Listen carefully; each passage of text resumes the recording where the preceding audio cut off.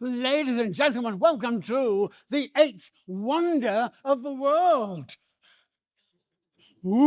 Let me take you back to the beginning of the 19th century. This stretch of the River Thames from Greenwich round the Great Bend as far as London Bridge was the most congested river in the world. On any one day of the week, you would have found at least 3,000 tall-masted cargo ships desperately trying to land their cargo at the right place. And it may surprise you to know there was a great deal of piracy on the River Thames. Pirate! Oh! It was chaos. They said it took longer to get from one side of the River Thames to the other than it did to get from London to New York. They also said you could walk up the Thames, literally on the Thames, all the way from Greenwich to London Bridge without getting your feet wet, simply by stepping from one boat to the other. Big problem. London needed to expand. What could they do? A genius called Mark Isambard Brunel, half French, half American, came up with a master plan. Mark Isambard Brunel's master plan was to build a tunnel under the River Thames big enough to take horses and carts to carry cargo from one side of the river to the other. It would get it to the right place, it would sort out the congestion, they would charge 1 penny per load, and they reckoned they could make a profit. First point. No tunnel had ever been built under a river before. It was going to be the world's first. Secondly, in order to build a tunnel along, you have to sink a shaft down to the level where you want to do your tunneling. Now, the soil around here is very soft. So if you start to dig a big hole, all that happens, the sides fall in. Luckily for Brunel, a Frenchman called Kesson had just come up with an idea about how to solve this problem. It had never been used. It was just a twinkle in Kesson's eye. Brunel decided he would be the first man in the world to use the Kesson method of sinking a shaft. It's a method they still use today. What he had to do was this. On the surface of the ground here, he built a huge cast iron hoop, 50 feet in diameter. On top of this hoop, he started to build a thick brick wall. And as the brick wall got higher, so the whole thing got heavier. And in the end, on the surface here, he had a brick tube 50 feet high, 50 feet in diameter, and it weighed 1,000 tons. What happened? It started to sink. And you guessed, under its own weight. They used gravity to do the job for them. And as it sank, they dug out what was inside. And after some months, it sank down and it settled because of the friction on the outside. And he had a watertight tube, brick tube, 50 feet deep, 50 feet in diameter. The first Kesson shaft ever sunk in the world, the method they still use today. And that, ladies and gentlemen, is where you are sitting at the moment. Now, the shaft itself is another 4 meters deep. But you might be aware, bang on cue, a bit of a rumble under your feet. The reason for that, there's a railway line underneath our feet. There are trains going backwards and forwards. So if we were at the bottom of the shaft, we would be run over by a train. And I don't want that. I don't want any fatalities on my watch. So the shaft was sunk. Brunel then had to build his tunnel. And this is where he showed his true genius. Mark Isambard Brunel had noticed that in the sea there lives a kind of worm. It's a wiggly worm called a pterodo. And this wiggly worm called a pterodo grows to about this long, this fat. It's got sharp shells on its nether parts, which it can rotate. And what it does, it finds something made of wood in the sea. Could be a submerged tree trunk, could be the sides of a wooden ship. And what it does, it bores into it, makes a tunnel for itself where it is safe. And as Mark Isambard Brunel watched this wiggly worm in the sea called a pterodo, he thought to himself, if I could do what that worm does, but on a massive scale, I could build my tunnel. And that's what he did. He invented the shield-driven method of building a tunnel. It's a method they still use today. What he had to do was this. On the north side of the shaft here, he broke out of the shaft and he built a huge cast iron structure in the shape of a rectangle, a massive great thing called a shield. It was big enough to accommodate 36 men on 3 different levels. 12 men, 12 men, 12 men. Anyone who got inside it was protected above, besides, and below. It was divided into small compartments. To do the actual digging, they brought coal miners down from the north of England, from Sunderland. Each miner got into a small compartment. He was confronted by lots of wooden planks which held back what he had to dig through. Or rather, held back most of it. In fact, they were showered with mud and filth the whole time. And in the soil around here is a natural gas called methane, which can catch fire, very dangerous. Sometimes they had to deal with a fire and a flood all at the same time. Each miner got into his compartment. He took out one plank, and then with his pick and his shovel, he dug 4 inches in. That's the length of my finger. And then he put the plank back. Took out the next plank, dug 4 inches in, put the plank back. 36 miners moving forward at 4 inches at a time. And as they moved forward, the shield that protected them above, besides, and below was moved forward with them by what they call screw jacks. Great big things. You turn them like this and it forced the whole thing forward. Behind the miners came the bricklayers. They put bricks on the inside of the tunnel. But if you see the tunnel now, it looks like a double tunnel. But it was built as a single tunnel, and the bricklayers put support down the middle to strengthen it. Behind the bricklayers came what we call the navvies. That's short for navigators. They were all from Ireland, and they were the labourers. And one of their jobs was to take all the stuff dug out of the tunnel and take it back to the surface. But they didn't waste anything. They put it all in a brick kiln. They made bricks.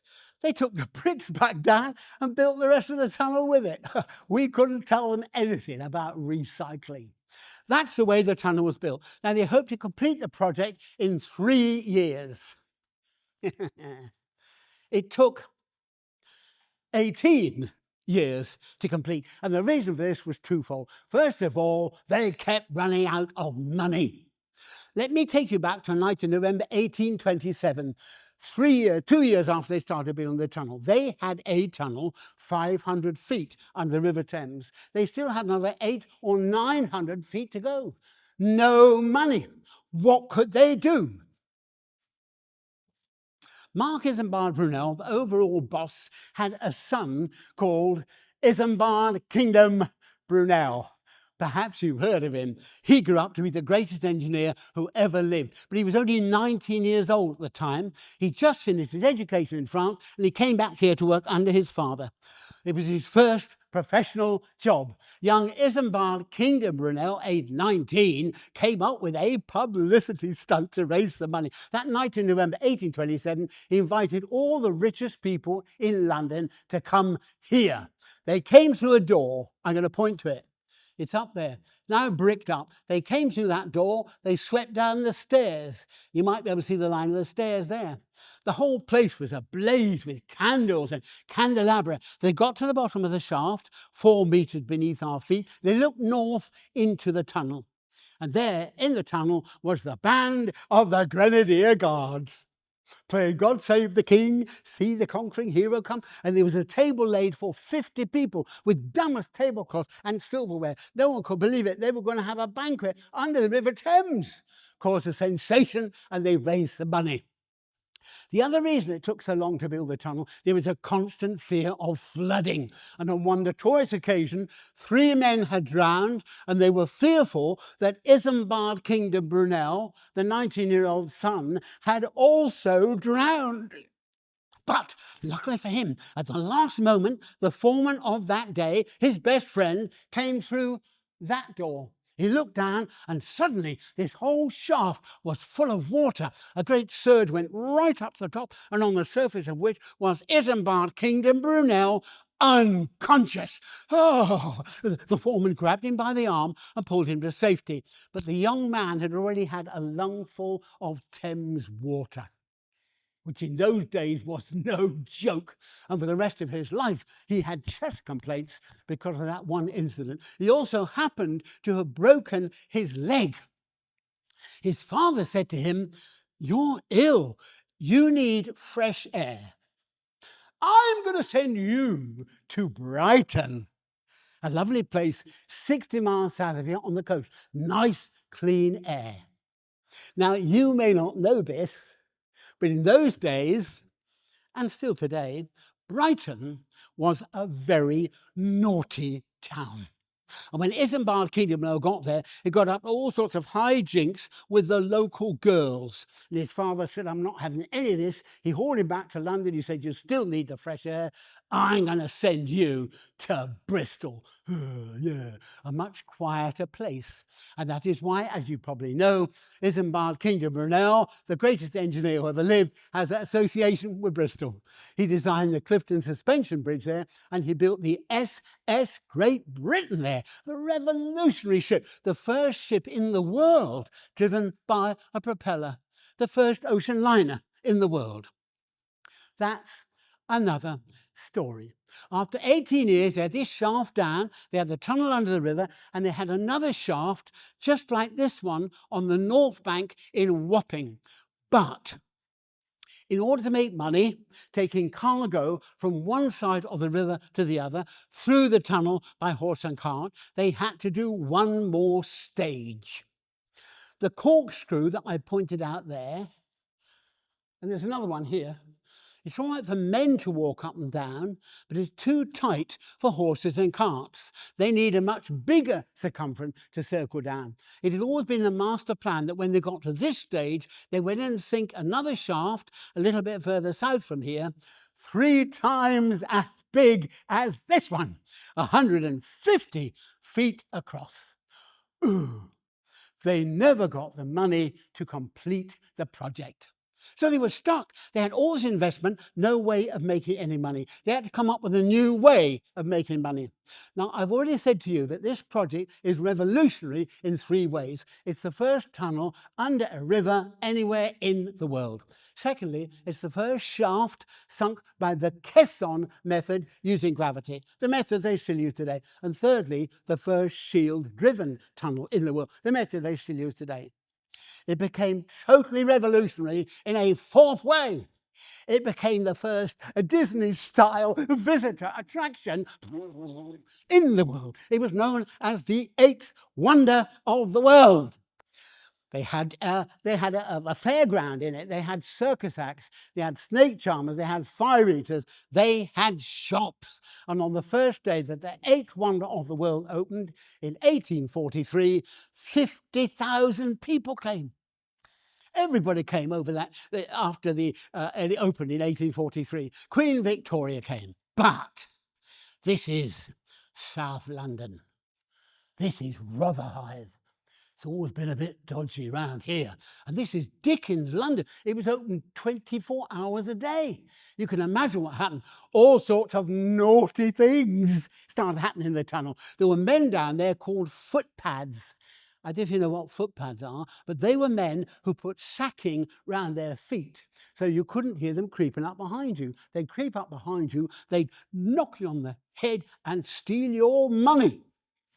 I'm sorry about that. And this being Rotherhithe, a number of prostitutes started to work in the tunnel. And the local authorities said, "Oh, we can't have this." So they closed it. Nothing happened for a few years, and then a railway company bought up the whole thing. They ran a railway up from the south of London through Rotherhithe Station, which is just here, and they ran that railway through the Brunel Tunnel, built between 1825 and 1843 to Wapping, Whitechapel and beyond. The first trains that came through were steam trains. That's why you've got the black soot, mostly on the wall over there behind you. They cleaned this bit up. And then a few years ago, they decided to upgrade the whole thing. They joined up some pre-existing railways, the East London Line, the North London Line, and it's now known as the London Overground. It happens to be underground here, just to confuse you.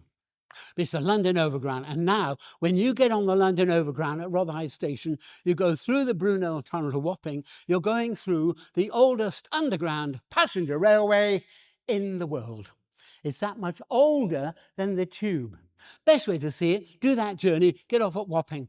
The tunnel comes right up the edge of the platform there, and in fact, Wapping Station, the next one up the line, is built on the inside of the shaft on the north bank of the River Thames. That's the story of the eighth wonder of the world. Thank you very much. It's been a pleasure.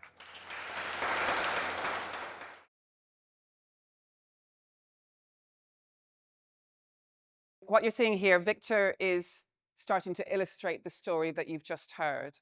What he's doing, though, is because he's been pre-briefed by us, is he's starting to draw some parallels between what happened then to what we are thinking about now, not necessarily what we're doing now. And I think it was interesting to hear Tim talk about that series of firsts, that it was the first tunnel shaft, it was the first under our subaquatic tunnel. It was the first of that style of engineering. A lot of the firsts that he talked about, and a lot of the language around what was interesting and innovative about what happened, are engineering words. They are design. They are engineering. There was friction. So when we're thinking about what happened then, there was an awful lot of the stuff that happened around Brunel that perhaps didn't quite come to the fore. And I think that's what you'll start to see as we start to think about what's appearing here, because we've asked Victor to talk about creativity, yes, and inspiration and innovation, but also to talk about collaboration and talk about how Brunel interacted with all of the different stakeholders involved, from the financiers to, so when you think about how that was financed, it was financed by a public lottery, by effectively crowdfunding. So when you think about some of the things which happened, the stalling of something, the ambition beset by problems, you could probably start to make some parallels with some American billionaires that we know. A visionary idea which is pushed through against all kinds of challenges, but those challenges are complex, and perhaps we wouldn't approach them in the same way now. And so what we're going to do over the next hour, we'll be here in the dark, hearing the trains, hearing the pump. The pump might sound at some point, and then everyone's going to find it really difficult because it relates to how much it's been raining recently. That's how often the pump goes. And it's been raining a lot. So when that starts, we all might need to take a moment. We might need to do some meditation, because you're really aware you're in an industrial site. But that's the reason to be here, right? It's the reason to connect directly to this example, which can give us both inspiration and insight. So what I wanted to encourage you to do, I know it all feels like we're all kind of sitting. The sound is really weird in here, so it doesn't feel convivial necessarily. I'd like you to turn it into a convivial afternoon, because you're all interested in the same things, I guarantee it, if you talk to people at the table with you. As Victor is drawing, feel free, as we're talking about skills, as we're talking about things, what happened, you could pop some of these up here on sticky notes. It's interactive. Victor might add those words. We can kind of put that together with how we've briefed them and start to build it up. But first off, what we wanted to do was give you a little quick tour through some of the skills that we're talking about. So this is really starting to connect this story to some of the skills frameworks that we're going to be talking about at 5:30. And the first thing we're going to talk about, and it's an exercise we've called "We Create Our Own Challenges." And that's to do with what Brunel was trying to do here. So connecting Wapping and Rotherhithe was the challenge. We also heard about sewage. We talked about a busy port. He had all kinds of things which were happening, which influenced what he saw his task as being, or what they saw their task as being at the time. I wanted to draw a contrast between the Thames Tideway, and I don't know how many of you know, there's a tunnel being built in London at the moment, which is the Thames Tideway Tunnel, which is to deal with sewage, a lot of sewage, way beyond what our existing system is designed to work for. And it's a huge infrastructure project to the degree that I was really embarrassed not to have heard about it. It's an infrastructure project which crosses through London boroughs, which is years and years in the making. And you can find out more about it outside if you are really interested in tunnels. You don't have to be. What I was interested in was the Thames Tunnel problem statements, because I had a little dive, or sorry, the Tideway tunnel statements. I had a little dive into what they think they're doing, what problem are they solving. So if Brunel could have had a problem statement like, how do we connect the docks in Rotherhithe and Wapping? Thames Tideway may have started with, how do we stop sewage backing up and flooding buildings and roads? That's written in the early documents. A second one I saw is, how do we cope with increasing population and urbanization, which has led to the sewer system being overloaded? That seemed to move on to, how do we maintain the attractiveness of London for inward investment? And finally, how do we reconnect people with the River Thames, which is their vision? Now, I'm starting you off quite hard on this. We're going straight into the skills. And this might sound like we're talking about the kind of, I guess, the vision statements, the big ideas. But the way that we define these problems, the way that we define the boundaries of those problems, influence what all of us in the room are doing, both ourselves and in the learning that we're supporting. Most of us are involved in learning and education. But what are we learning for? And that definition can keep you in engineering. It can keep you in the technical aspects of it, or you can draw you out to understand that actually no piece of engineering sits outside of a context and a conversation. And the gap between what we think is the fix and what could be is where all the action, the imagination, the transformation happens. So if we can't question those specific challenges and expand on them and work together to do that, and what you'll see here as we build up these competencies, that's what we're talking about. We're talking about the things which happen beyond the engineering, which complement and overlap with the engineering. And when I say engineering, it's because I'm standing in a tunnel shaft. I could mean the food engineering. I could mean, a lot of you are involved in the technical aspects of some specific parts of carbon reduction, of net zero, of supply chain management. But what you are all doing is problem solving and bridging that gap between what is the situation now and what should be or what could be. So these skills, when I'm handing you a statement to say, how could you improve on this statement? How do we connect the docks in Rotherhithe and Wapping? How do you look at those boundaries? How might you expand those boundaries? When do those boundaries get too much? When should they be tightened back in again to create something which is doable? That's a key skill that all of us are engaged in, sometimes when we don't even know it ourselves. And it's definitely a key skill that all of our learners, all of the people that we're interacting with, that we're working alongside, have to master in order for us to go into that shared effort. I'm going to give you a sheet and just ask you to do a couple of things with that very dry, how do we connect the docks in Rotherhithe and Wapping? Imagine you're on the Tideway team and this is the beginning of your big infrastructure transformation project. You are sitting in, well, I don't think you want to be sitting in London in 1821, but if you are sitting there, what are you taking into consideration? And you can do this. This is a skill. This is not something that's done through talent and intuition. It's not done through charisma.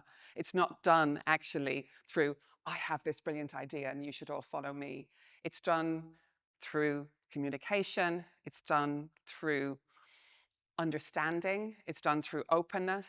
It's done through maybe a different mode of thinking, which allows you to open up. So I'm going to stop talking now. I'm going to give you these really quite dry sheets. All it says is, look at Mark Brunel's challenge, underline keywords, examine the words in statement for hidden assumptions. So when you say connect, what do you mean? When you say we, what do you mean? All of these things can unlock some other way of approaching the problem. And then can you replace, remove, rephrase, add, or maybe you need to go back to Mr. Brunel and tell him to have another think. So I'll be asking you at the end, very briefly, but this is your task for the next 10 minutes or so. Just have a chat among yourselves and see what you can come up with.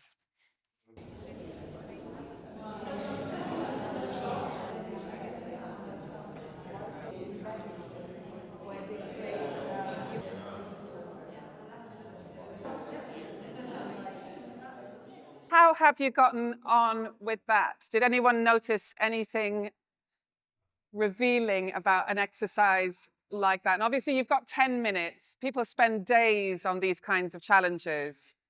And the only thing I'm looking for you to experience is that kind of interesting moment where something you think is a technical or operational problem potentially becomes a strategy, becomes something big. Did anyone have anything happen, or did you just dive into meeting each other and talking about? It looks like an innocuous statement, and to some degree, it could drive you mad. Any of us who work with any kind of systems thinking or systemic design practices, and these are words which sound technical, and they are a discipline, they are a practice, and they are skills, but they are also things that we are doing all the time, every day. Even if we're doing it in an unskilled way without those tools, we are still making those decisions. And it's a bit like, I don't know, raising a veil over something that once you see it, you can't unsee it. You see a sentence which says we should, you think we should. Oh, I mean, obviously you can then spiral into craziness. There are some tasks which are operational, which are tactical, which are obvious. We don't need to unlock the madness of questioning everything. But the kinds of transformation that we're dealing with, you need to be equipped to know when to question and when not, and then how to question. And that is know-how. Those are tools, those are skills, those are scalable, and they are repeatable. They are not to do with someone being very clever and, doing it through intuition. I'm not discounting intuition. So with that, and you'll start to see these building up. And actually this one here, imagining better futures. I don't want to kill the better futures through all the questions. That idea of imagination, of working in a different mode, is equally as important to everything that we're talking about in terms of change. If you're going to talk about change, you need to know that question of the gap between now and what should or could be is a really big space. And there's lots of questions around it. So the kinds of questions that we've been asking about how you're boundarying that question, but also how you're stretching, what mode of thinking is coming in. And so there's a definition of problem solving which talks about what needs to be in place for you to be in a position to solve a problem. And when you say problem doesn't have to be, there's a trigger, but it could be an opportunity, it could be a concern. It doesn't have to be a problem per se. And the practice says that you need to be aware that it exists. That's a step in itself. You need to have motivation to address it. And that doesn't mean that necessarily you have the authority or responsibility, but you have motivation to address it. You have the ability to measure or quantify it, which is a very interesting question, because you need to, and that to me starts to get into the question of boundaries and the abilities and resources to close the gap. And I guess to some degree, we're talking about abilities first in this room, because we're talking about competences. We're talking about that combination of knowledge and skills, practices, values, which all come together to make you better able to make these changes that we're talking about.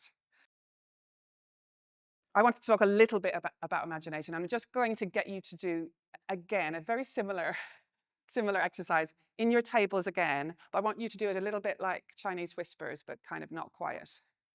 So, and it's just, many of you who come from creative practices will have done this before. And it's simply a yes and. Because when we're faced with ideas, what we often do is we censor ourselves, and we definitely censor other people. We say, yeah, but, before an idea can take flight, before an idea can find some space, before something can happen.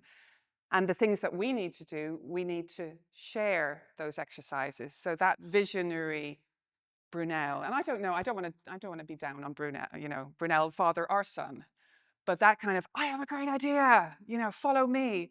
We're not living in those times. We're living in much more complex, interdependent, I would say possibly caring times, where those questions of who are we come up first before we start digging the tunnel. So all I'm going to ask you to do is do a round, or maybe a couple of rounds, of yes and. So one of you is going to start, and you're going to start with the problematic one, with the we're going to connect the dots, and rather than whopping.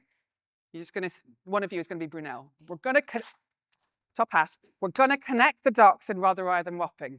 One of you is going to volunteer to be Brunel. The next one is going to go, yes, and. It's like, yes, and then we can have picnics in Wapping.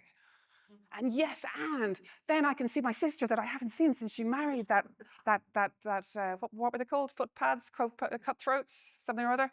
Anyway, or then I can, what can happen because that tour through the yes and openness is a skill. I'm just going to call everything a skill this afternoon. Openness is a skill. To be able to listen and build, to be able to respond adaptively, to be able to communicate your ideas. These are all skills. I'm going to talk a little bit.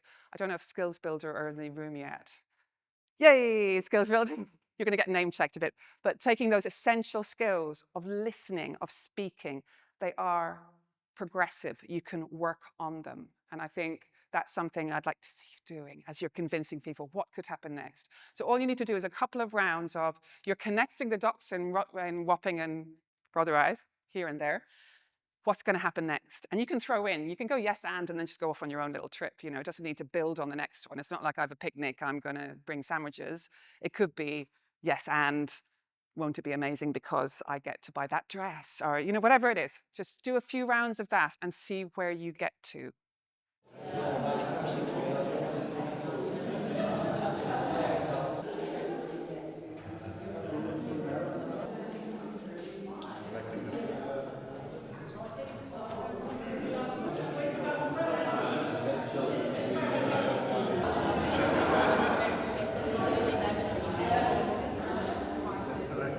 Can I just mirror yourselves back to you?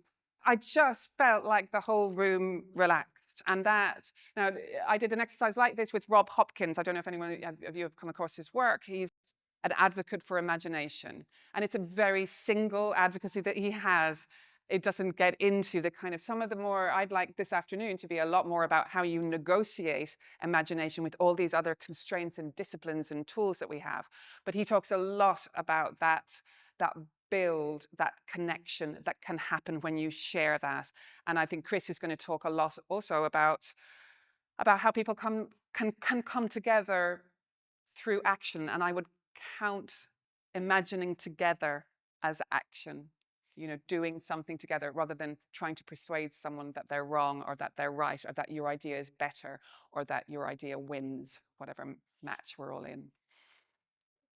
So I'm going to do one last, I'm just literally touring you through. None of these are really, you're not learning skills. You're just taking a little tour through the kinds of things, the kinds of activities that represent an agenda, that represent a curriculum that we're developing in transformative green skills. The last one is going to give you the possibility of talking about who the we is, because we're just going to, this is a very simple, other people's opinions. Each of you are going to represent someone else's opinion that is not Brunel in the situation. Now, you don't know enough to inhabit them. You don't know the demographics of 1821/4. 21, Brunel is still in debtor's prison. And he does a deal to be freed. So there's I can give you some nuggets about Tim was like, he's an engineering genius. He's also had great success with cannonballs, but make really bad financial decisions. So he's in debtor's prison just before he comes out to engineer this tunnel.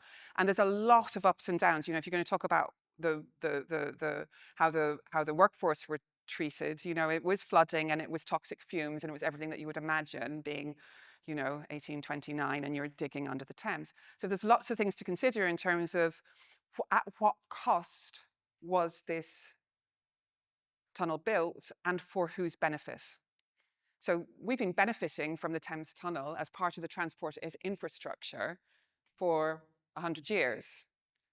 Would we make the same decisions now? Of course not. We're in an entirely different context. We come at it from the same, if we come at it from the same standards, it's nightmarish.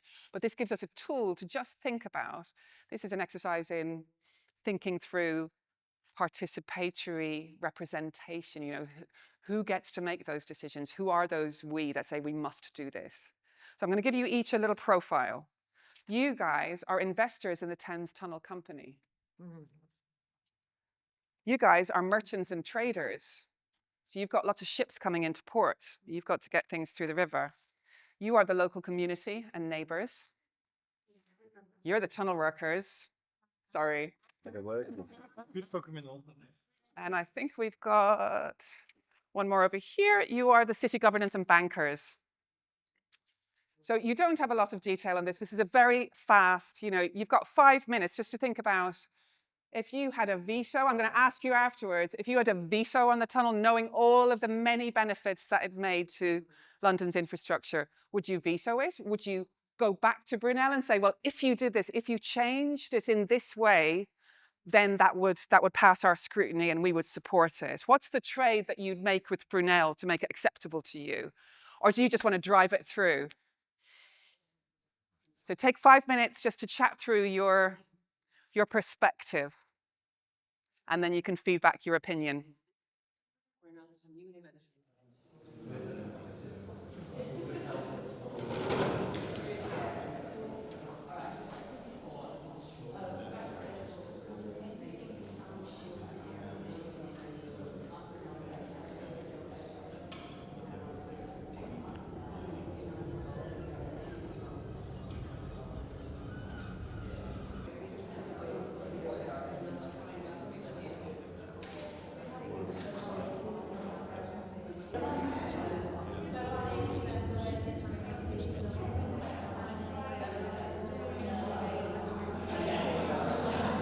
Shall we wind up those conversations? So for each table, and I'm not asking you to wear a costume or put on a funny voice, but I'd really like to take a straw poll of just someone to stand up and say who you are, the workers, the bankers, and say, are you for or against the tunnel? Would you stop it if you could? And then if there's some way you want to modify it, or what's the terms? Either the reason why you can never build a tunnel because, or so. Do you think you're all in a good place to kind of sum that up? Just asking if I'm interested there. I'll be the very beginning of the so it's. We're at the beginning. Yeah, you don't know people are dying yet. They never died, so we're really sorry. But having said that, the Cornish miners, or the Welsh miners, started one. I can't believe how much I've learned about the Thames Tunnel in the last week. In 1799, there was a previous attempt further downriver at Gravesend or somewhere, and it was pretty disastrous. So I think everyone knows it's a really, really tough ask, and it's high risk. So you might still think he's an engineering genius and all these benefits are going to happen, but it's going to be tough. You're the workers, aren't you? Right, can I invite you let's start to my left and work around. Tunnel or no tunnel? Are you with us or against us? Okay.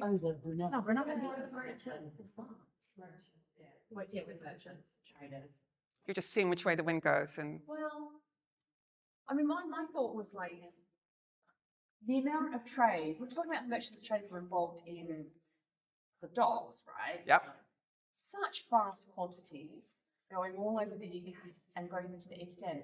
Would this tunnel have made any real dent in that? Like, would it actually made, even if to the best projections that he presented? Like, I was kind of wondering. Apparently, when they came from the continent, I can't believe I can answer this question. When they came from the continent, it was almost as long to get from one side to the other over London Bridge as it was to actually get here from mainland Europe. Is that like just like what? Like traffic jams. Traffic jams. And London Bridge. Yeah. Just avoid it around 5 o'clock. Like how much would have been able to come through here? But Anyway, so I just wanted to, really the exercise is just inhabiting that kind of problem space for a little while and just thinking there's this huge transformation. It's so appealing. It's going to deliver, but how are you feeling about it? Yeah, so we are a son and mother team. A little family. The son is very happy because it's going to bring in more cash. Yeah, that's really good. The mum is very upset about it because the air quality is going to be pretty crap. It's going to be not great living conditions. So we're having a bit of a fun. Bit of argy-bargy in the East End. Okay. Any other tables like to chip in your points of view? We're the investors, so we're the money people, we're Twinings, we're big money, we're MPs, we're all of that, and we're very much for it. We see Okay. it as an opportunity to make more money. We're established, our money, our wealth is building, we're diversifying. It's the future. But we are a bit worried about him being a bit dodgy with the finance. So we like his ideas, but we're going to keep a close eye on him. With great risk comes great reward, or not. Anymore, isn't it? Go big or go home, basically. Yeah. We're Okay, all so- in. He's so maverick. It could be fantastic. Okay, But we tell that. appreciate it might be a bit crap, but because we're loaded, we're willing to take the risk. Tell that to the workers. We don't speak to them. This is What- where the We're on the high days. this is where the workers rise up. We're for it because again we don't know what we're getting into. So it's about the money that we're going to be getting. We've come from far-flung Ireland Yep. and up the north of England and France and all sorts. So we're here to make money, but of course we didn't expect the 3-year project to become an 18-year project. So that was the thing that got us, and we wondered also how much we were able to integrate as men coming over from different places, integrate into the community to have families of our own, or because again, we thought it was a short-term project. Yeah. Okay, it's tough, but not tough yet. You've got a bright future right now. It's just in a few years' time you might be feeling the. And who's the last table? We've got city governments. Oh. So the money's very, very important to us. We're for it. I think it needs to be really controlled, managed properly. There's lots of reputational upsides. Global city on the horizon. Yeah. It seems as though Joe Public have also said they're up for it as well. So politically, it's all there. So with control and proper monitoring, yeah, we'd put the money in. Okay, there's a lot of pro innovation in the room. We are getting the piece of infrastructure that we're standing in now. And this was just a caricature, and everyone's been to their community meeting or their county hall, or you've seen this kind of representation of viewpoints, which often ends up in polarization, which often ends up in money people or people with their own agendas who have to get through that negotiation. I would think in 1821, that negotiation was pretty brutal. And actually, the money men, the merchants, though it was crowdfunded effectively, certainly in the first round, and then kind of going on through there. But it's playing off, it's a literal definition of power dynamics, is who has power in the room at various points, and the workers will have assumed power at various points, So all of these, again, if you bring that back to the skills context and you bring that back to the type of challenges that we're talking about, when you look at the green skills agenda and you look at how to communicate, how to be heard, how to speak with influence, I know is one of the steps on the skills builder ladder. All of these come down to practice, and they all come down to value. So, and just to close off, this is kind of 3 little skills introductions that we did just now. But actually what we've done is taken a tour through the European Green Competency Framework. So when you look at, and you should be able to recognize yourselves in this, initially, you looked at navigating complexity. So really kind of looking at where is your problem boundary? How wide should you make it? Could you make it just a tactical project and not actually communicate it too widely? Or is it a big visionary strategic project when actually you need your stakeholders in the room with you? But that navigating complexity is core to all green skills frameworks that I've seen so far. Envisaging sustainable futures was the next one that we looked at. Imagining better futures. It's a key skill. We need to be able to flex our modes of thinking from the solutioneering, the kind of, I know what the answer to that is, let's jump straight through it, let's jump straight to it.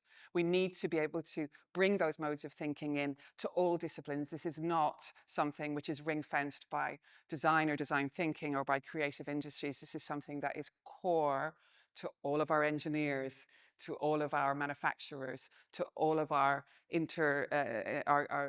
cross-sectoral conversations. We need to be able to create those kinds of shared visions that you had a little play with. Embracing sustainable values, that came up again and again. Who is we?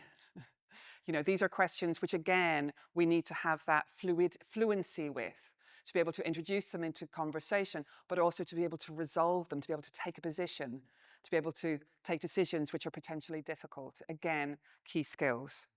And then acting for sustainability. So that is turning all of this insight, all of this process into action. So all 4 of those green competencies, and I remind you again, competencies really do sum up everything, you know, the values, the skills, the knowledge, all working together. We're specifically talking about green skills this afternoon, but all of these get bundled in and played out in different ways at different stages of your life as a learner.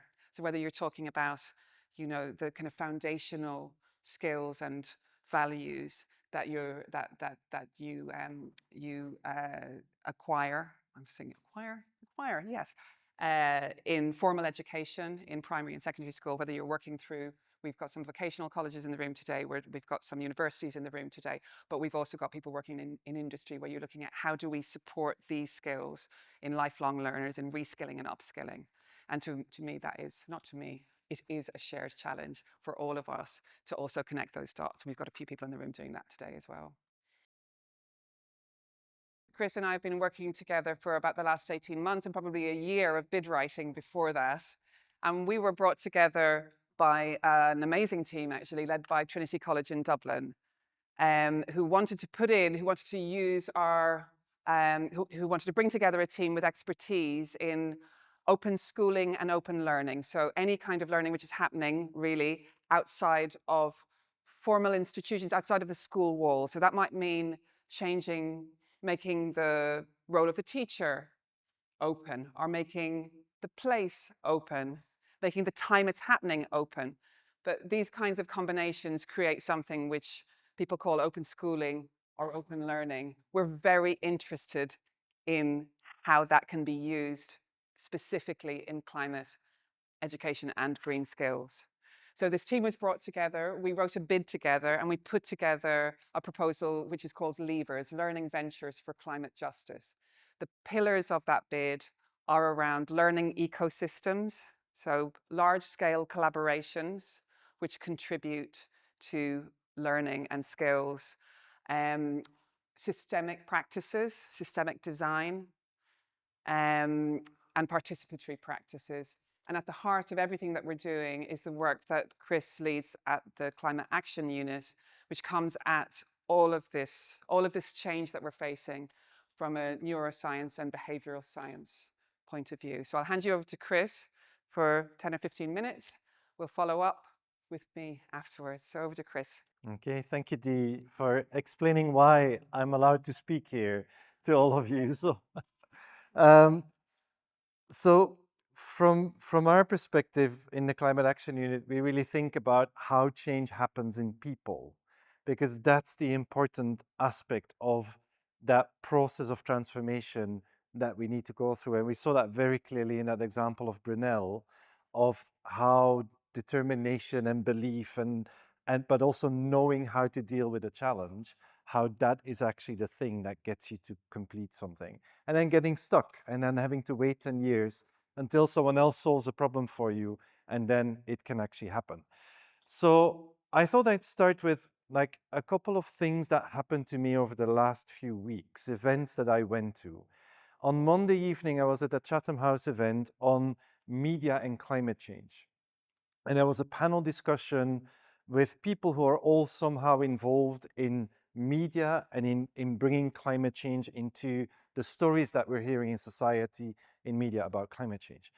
And one person on that panel said, for me, climate change is really all about justice. Justice is intrinsically linked with climate change. And for me, stories about climate change need to be stories about justice. Another person said a bit later, well, we've actually not been really good in the media to bring the science of climate change into the stories that we're telling. So it's not just news reporting, this was sort of like wider creative storytelling that they were talking about. And so that person says, we should be better at bringing the science in. And then a while later, another person said, oh, I really want people to know the role of fossil fuel companies that have been confusing us for decades and have been leading us up the garden path, etc. So that was on that panel. A week before, during London Climate Action Week, I was at a roundtable event of a communications agency, Weber Shandwick. I'd never heard of them before until I went to that event. And around the table, you had lots of communication professionals that were all scratching their heads about two things. They said, since COP26 was the highlight for us of corporations and society paying attention to climate change. And what we have seen happening since COP26 is backsliding and backtracking from big corporations, from organizations, businesses all over the place. And what we're also seeing is people are switching off from climate change, from environment, from the news about this. And their head scratching was like, how do we reverse this? How do we turn that around? We as communicators, what is our role in making that change happen? And then the third event, or the third thing that happened, is that we recently started to work with a big environmental NGO. We started to give them some training and then support them through a skills building to deal with these, like the challenges that they're dealing with as an environmental NGO against all that backtracking and backsliding and with polarization increasing around environmental issues. And at some point, one of the people of that organization said, our brand guidelines say that we always need to start a story with a shocking statistic, something that really grabs the attention. So, what do these three different events have in common? What's the common thread between them? That everyone in those events is thinking about climate change as a problem and about communicating the problem aspects of climate change to other people. The justice aspect, the science aspect, the fossil fuel aspect, the backsliding aspect, the shocking statistic as a means to do that. And it's actually a Brunel question, the one that we were given here before, and I didn't know this, so this is a connection that I made while I was doing this activity. It's not how do we connect Wapping and the docks of Wapping and Rotherhithe, it's how do you connect people to the problem of climate change. That's the question that sits behind all of those conversations that I described. And what we did when we were talking about this, on several tables, we were like, yeah, but this word how is not the right word. We should be asking the question why. Why should be the question there? And so the question then becomes, why are we connecting people to the problem of climate change? The reason that happens is that there's a conventional wisdom, something that sits in our societal mindset, that would be a good thing. That connecting people to the problem of climate change such that they understand what the problem is, that will lead them to action, that will lead them to some kind of behavior change. Individuals, politicians, people working in business, if only they understood what the problem was, they would take some action. Does it work that way? Not really. Psychologically speaking, knowing the scale of a problem doesn't automatically lead you to know how to deal with this. Just imagine one of the very first skills that we all learned when our parents took us out the first times in the big city and we were walking on their hands. They weren't giving us a lecture on all the different ways that we could die in traffic. They were taking us out and they were showing us how to keep ourselves safe from the dangers that could happen to us. So what happens in real life a lot of the time is that we learn by doing. And all of you involved in skills work know this. You know that people learn by doing. And so that's taken for granted in lots of other domains. But when it comes to climate change, we're forgetting all of that. And we go to this other place, this other conventional wisdom, where we think that if only we can convince people how bad the situation is, that then somehow magically they will develop the skills to deal with it. So, one of the insights. So when we started to work in levers, the way that Dee described it sounded like we had a really big plan, but we actually learned by doing how to make things happen. And one of the things that happened from very early in the beginning is that in the climate action unit, we have 7 insights of climate action. There's actually 8, but 7 sounds better. So we always call them the 7 insights. And quite early on, it became like clear that those 7 insights, which are insights from neuroscience and psychology, that those would actually be central to what the Levers project was trying to do. We didn't know that when we were writing the bit, we just knew that when we started to work together, as we started to deal with the challenges that we're dealing with. And one of the insights is really central because it unlocks all of the other problems. And that is the one that focuses on action first, learning by doing. And we call it actions drive beliefs. Actions change the things that sit inside our heads, the understanding that we have of a problem, the awareness that we have of a situation, the engagement, the passionate engagement that we feel with something. And psychologists have a word for when we enter a cycle where our own actions are starting to change how we relate to an issue. And they call that self-persuasion. And self-persuasion is the only form of persuasion that works all of the time. If you go to the bookshop, you will find a whole shelf with books on persuasion and influencing other people. That works some of the time, but it can also backfire spectacularly. As we have seen with the Tory campaign, they tried to persuade people, it didn't work at all. So we've seen situations where that doesn't work. The thing that works all of the time is when we start doing it to ourselves. When we enter that process of doing something, learning what the next step is, and then taking a next action in a direction that takes us forward. So that process of starting with doing and then developing your understanding is also what sits under or what creates agency. And agency, you may know, is having an ability to act on a problem, knowing what to do with a particular problem. And so agency, sometimes we hear people say, oh, we just need to create agency in people. Well, how do you create agency? By acting. You need to take that first step, even if you don't know where your end goal is going to be at the final destination.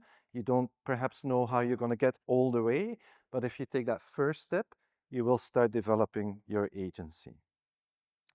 That agency comes in different flavors. The psychologist who first came up with a theory of agency, his name was Bandura, and he had a theory of social learning. And in that theory of social learning, he said, well, agency comes in different flavors. Individual agency, where we individually learn to deal with a particular problem. And the other interesting form that he identified is collective agency, where together as a group of people, you know or you find out how to deal with a problem.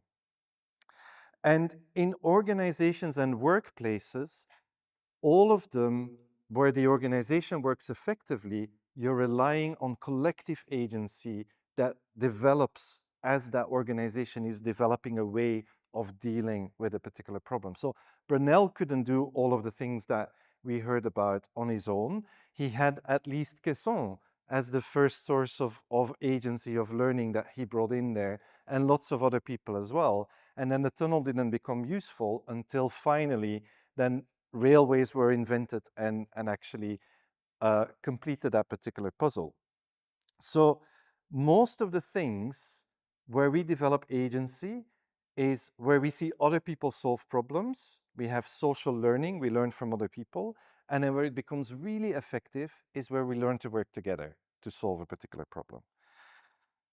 So that makes then also the best way to talk about climate change, or that tells us what the best way to talk about climate change as well. It is we need to tell each other stories of the things that we are doing to deal with the problem. So don't try to talk about the problem itself. Talk about the things that you're discovering that take you one step closer to knowing how to deal with the problem.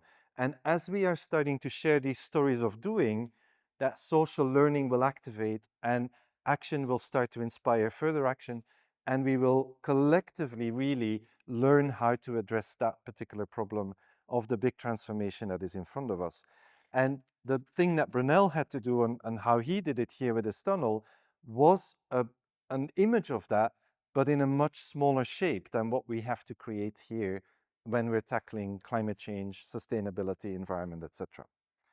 Couple of final things to put in the mix here. So that means that if we are wanting to activate that collective agency across society, we need to help people to discover how to take action rather than telling them, this is what you should be doing. And we often make the distinction between giving people a menu from which they need to pick something, stop flying, eat less meat, change your workplace culture, change your pension, those kind of things. And instead of that, we need to give them the recipes for action. And if we think about like how we are communicating about food and how that compares to how we're talking about climate change at the moment, if we were talking with the same sophistication about food as we're now talking about climate change, which the sophistication is very low in my view, then our messaging about food would be, if you don't eat, you're gonna die. And here's a list of things that you should be eating. That's what we're doing right now. And instead of that, when you think how we're communicating about food, we have cooking shows on TV, we have colorful cookbooks, we have ways that we teach people how to eat in a way that is aspirational, that's pleasant, etc. So cookbooks and recipes instead of menu items. And that brings us then to a final point where a lot of the time that we are hearing people talk about how they're communicating about climate change, all the examples that I gave in the beginning, it's because they want to create behavior change in other people. How do we communicate such that people change their behavior, right? And with all of this, actions drive beliefs leading to agency and agency leading to collective agency, what we're actually needing to do is think of this as a journey of building our collective agency, where as a group, as a society, we're finding out how to do something that's much bigger than building a tunnel along the Thames. But we can only do it when we're learning from each other, when we're patient, when we're discovering how to solve problem after problem, and when we're sharing that with other people. That's the message that we brought into Levers, and that Levers is now bringing into 9 locations across Europe, including firsthand, which is here in London. Over to you, Dee. Okay. Thank you, Kris. I just want to talk a little bit about how we got to here and how that relates to many of you in the room. And some of you in the room I know for a very, very long time. Some of you much, much more recent. Some of you I don't know at all. I'm delighted you had the faith to come to a tunnel on the Thames to hear this. But Victor, I never met before today, but worked with in 2019, online only. Found him on the internet. It sounds really random. Yeah. And Victor did. And the reason I'm picking on you, Victor, is because you did this amazing thing. And what I'm telling you about now is online, so you'll be able to go and see the image that I'm talking about. But Victor did a theory of change for us, an illustrated theory of change. And I don't know how many of you work with theories of change. A really simple tool, I think, for conversation, not for necessarily anything more than that, but to think about a tool for thinking about how you connect your actions to what your intended results are, what those outcomes are. And we did an illustrated theory of change for a program that we were doing called Fixperts, which is how we know some of you in the room. It's a learning program that we at Forth authored. Daniel is somewhere in the room here. He started, hello Daniel, in 2012. It grew and grew. We worked with universities internationally, with schools in England. We did a theory of change. And Victor did this absolutely bonkers, brilliant, beautiful theory of change that when I look at it makes my heart sing. And across the top it reads, we are facing unparalleled change in our lifetimes. We are ensuring more people are more capable of responding creatively to change so they can live better lives in the future. And that was the summary of our theory of change. And within that, we had our learning, well, we had our current context, so throwaway culture and resource scarcity, and we would do these learning programs which would give people agency, which through making, through fixing, through repair, through problem solving, through creativity and through collaboration, would give them more ability to interact with their material world and would impact in a more sustainable, thriving life. Now, I'm not saying this because it was so brilliant. It is so brilliant, still out there in the world. I'm not saying because it's so brilliant and because we were doing it so long ago or anything like that. I'm saying that we didn't really understand what we were doing, because when we were approached for the Levers project and we were told it was a climate education project, I said out loud to everyone in the room, "Oh, but we don't do climate education. You know, other people do climate education. We do cultural engagement. We do connecting imagination and skills. We do ideas. We do environmental sustainability. But we don't do climate education because other people are doing that, and we're sitting over here." And I think this idea that we could be doing these things and still consider ourselves outside of this field is remarkable. And I don't, you know, it could be just a moment of shame where I'm saying, you know, what a doofus. But actually, I think it's really common. People are not really connecting the dots between the challenges that we're facing and understanding what categories they fit into or how we might be able to view them and what they contribute to. And that kind of, you know, having lived through a decade of STEM versus STEAM and design thinking versus designing, and you know, all of those kind of niggly differences that divide our efforts, it felt to me like a real penny drop moment. So I think the only thing I want to say now is I am confident all of you in the room are doing climate in some way, whatever you're doing, whether you're doing a net zero regulation, whether you're doing a working process, whether you're doing a heritage engagement, whatever you're doing climate. We're all doing climate. And I can't believe it took me so long to understand that.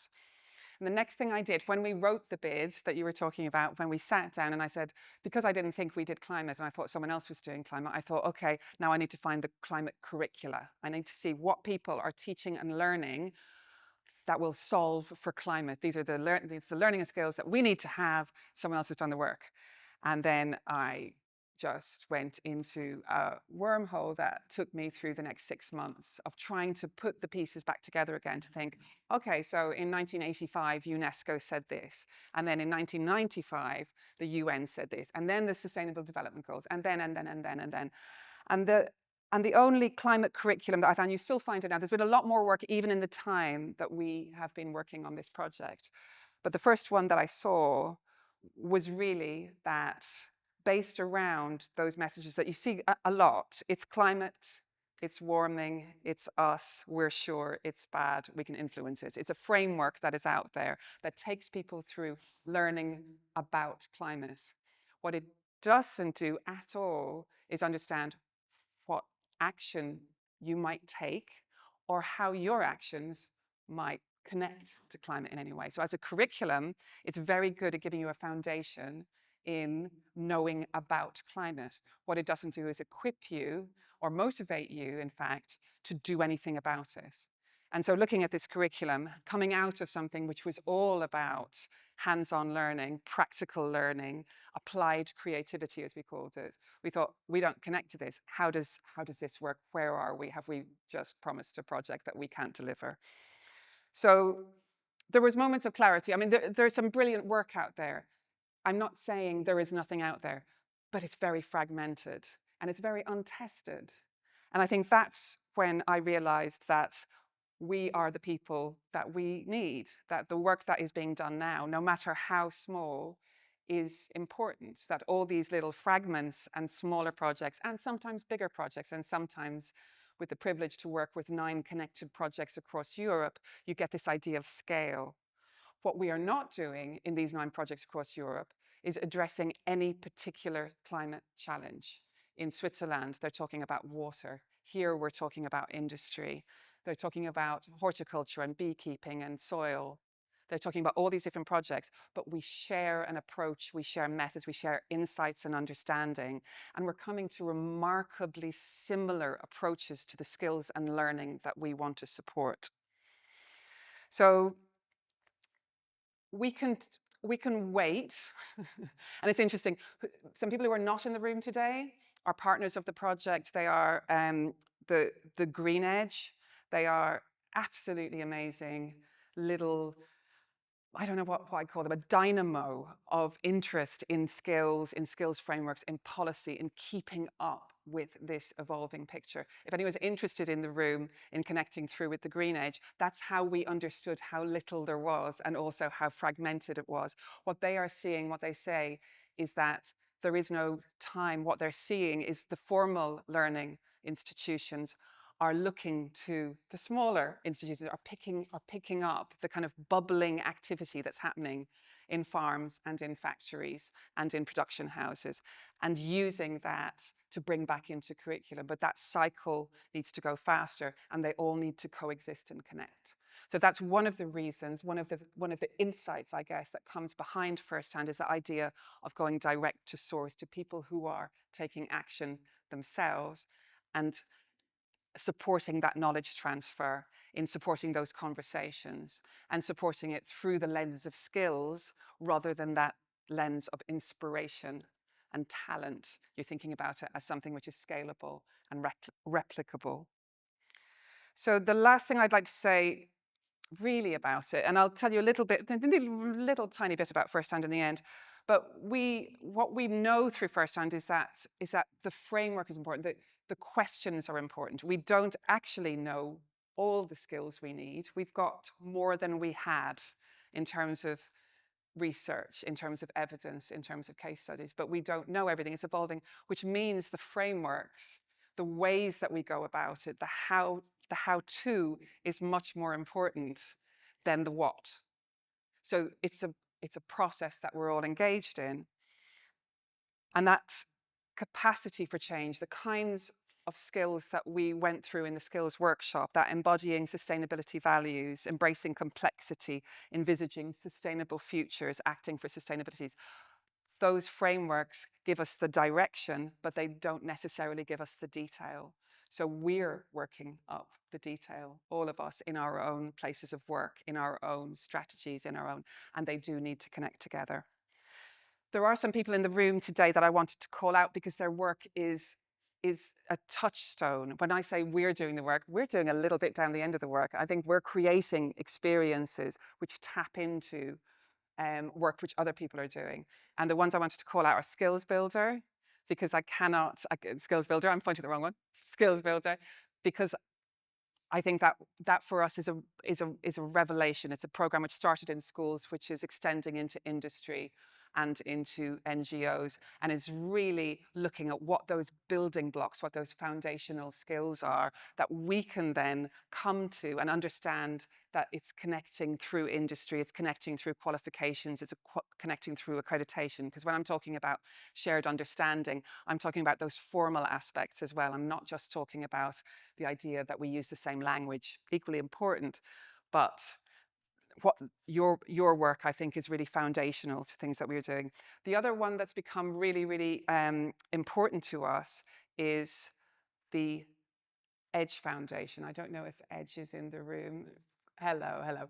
So I think the signature practices that Edge have built, research and been consistently supporting through time, speak really strongly to that idea of actions drive beliefs. And if you're going to talk about that in a learning context, it's ones that we've looked back to again and again because the evidence is there. It's built on research. It's not simply us taking our imaginary brilliant idea and driving it through. We're able to build on the work of others. There's two more projects I wanted to mention, and one is back to Fixperts. It's the project that we've run for 12 years, sending out into the world open source with an idea that us as a tiny, tiny project in South London could only have so much influence in the world. We don't have the resources. We don't really want the resources. I don't want to run a big consultancy. And it's been an education in the last 12 years of how an idea set free can come back at you with detail, with energy, with other lenses on it, which make it more than it was when it started, and which starts to build the program and iterate the program, and you can come back at it again, and it can have way more power than you think it can do when you send it out into the world originally. So using what we've learned, we see firsthand as a framework which can be used, which ideally is open for anyone to use in the longer term, not something that we need to own and operate and deliver in a very tight way. And there was one last project that I wanted to mention, and I don't know if you're in the room, which is from Walworth Neighbourhood Food Model, who were, oh, now I'm, so you were our partners. I know you weren't there when Shamada was last year. You were our partners in prototyping. And what I wanted to talk about was asset-based community development. So something which comes out of community activism, an idea that if you look to the assets and the resources that you already have, working those assets for the benefit of the community is not just intelligent, it delivers you through into those kinds of equitable futures that we all dream of. So looking to the assets, working with both the people and the places that exist already, rather than flying off with a new idea, is something which consolidates and builds rather than distracting. So those are the projects that I wanted to mention. There's a kind of a mysterious hole at the center, which is the program. But I don't really want to talk about it that much. I feel like maybe we've demoed it a bit today, that we've come not to a live industrial site, to a heritage industrial site. And we did that to connect to the way that ideas become real. And we did that with the Felix project last year, when we sat in the Felix project and actually our learners came and spent time in the kitchens, time in the warehouses. They inhabited that reality for that time. And then we were able to bring them through a process like you did today of analyzing what did they see? What did it mean? What's happening around them? So by being in the live environment, by speaking directly to people, by modeling those behaviors and actions, you can start your own journey into climate, or perhaps your retraining. We talked about all the types of learners who came to our prototypes last year. We're just an incredible assortment of people who are coming from local government, people who are writing policy, people who are in industry, career changers, students, community projects, the people who are in the room, and some of you have come today as well. It's really good to see you in the room. So firsthand is really trying to drive those connections on the one hand by building capacity in a very direct way, by building skills, but also by sharing that knowledge out, so that shifting culture through sharing is very much part of our agenda and very much part of the learning ventures that you were talking about. So we're running a community of practice. All of that is available online, so I don't need to tell you about it now. I hope you just felt what we believe is the power of places and the power of people in those places to get those kinds of messages across and to feel it emotionally as well as intellectually.